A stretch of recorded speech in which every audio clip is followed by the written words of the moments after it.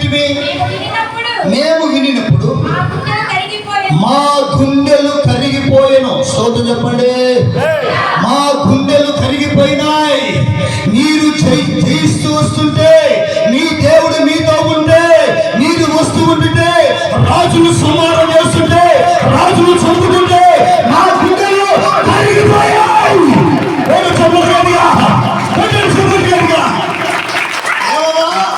ప్రాకారం కట్టుకున్నావుగా, ఎందుకో ప్రజలు ప్రాకారం కట్టుకున్నారుగా, అడ్డం కట్టుకున్నారు కదా. ఒరే అడ్డం కట్టుకున్నాడు కదా, వాళ్ళు ఎందుకని భయపడము? అవును కదా. కానీ దేవుని బిడ్డలు ఎక్కడ ఉన్నా శత్రువుకు నిద్రపడదు.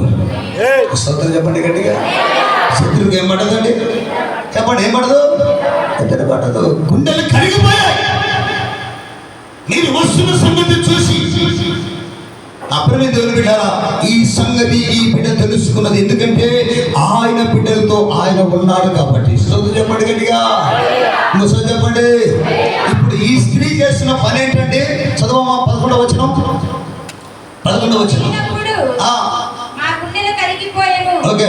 నీ దేవుడైన యెహోవా భూమి యందును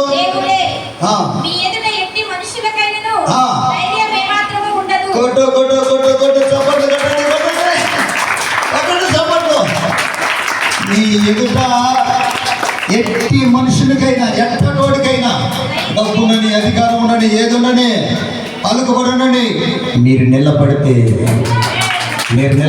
చాలు, ఒడిసిపోతారు. కూడా చెప్పండి కనుక నిలబడు.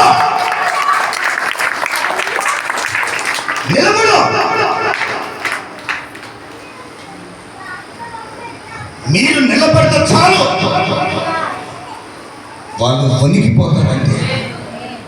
దేవుని బిడ్డంటే ఏంటంటే చేతదన్నమాట.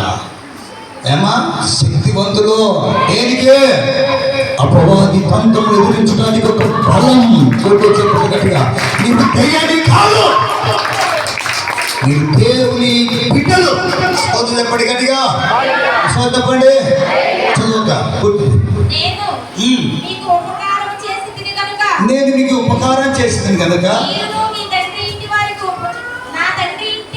మా తండ్రి ఇంటికి ఉపకారం చేసి నాకు నిజమైన ఆనవాళ్ళు ఇచ్చి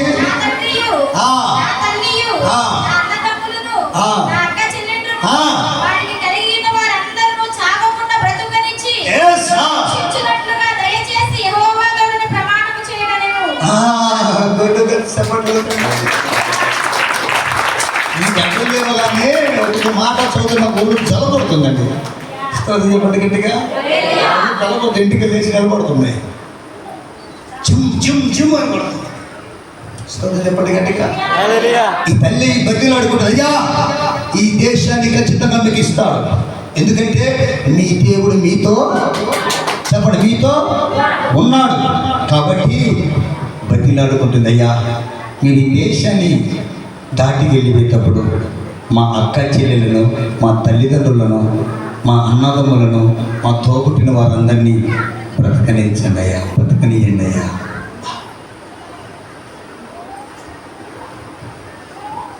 బతిలాడుకుంటుంది.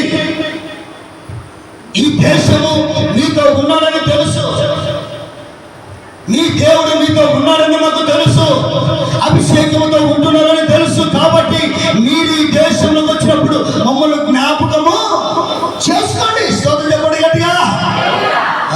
క్రైస్తవ జీవితం, సంఘం ఎలా ఉండాలో చెప్పండి. దేవుని షావుకుల మీద ఆధారపడి ఉండాలంటే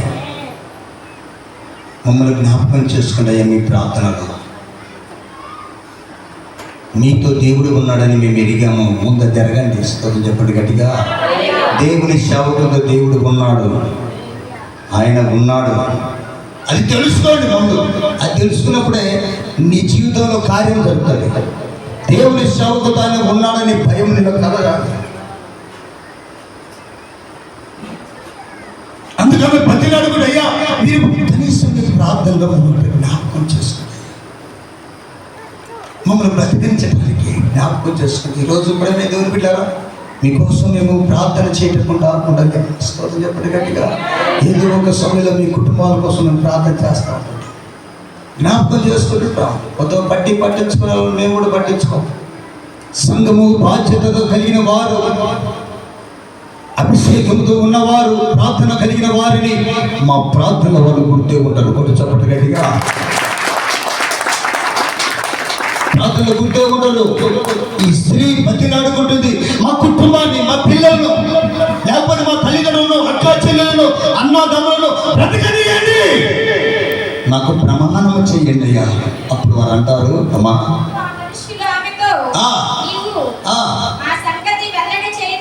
ఎల్లడా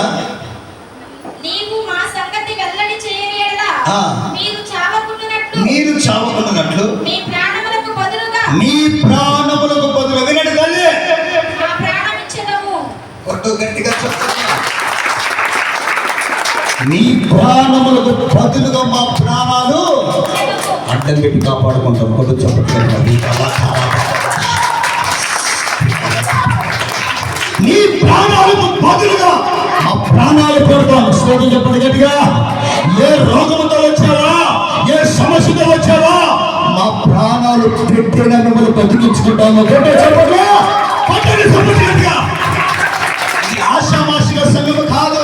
నువ్వు ఎట్లా నాశనం అయిపోతే, ఎట్లా నువ్వు పోతే వదిలేసే సంఘము కాదు.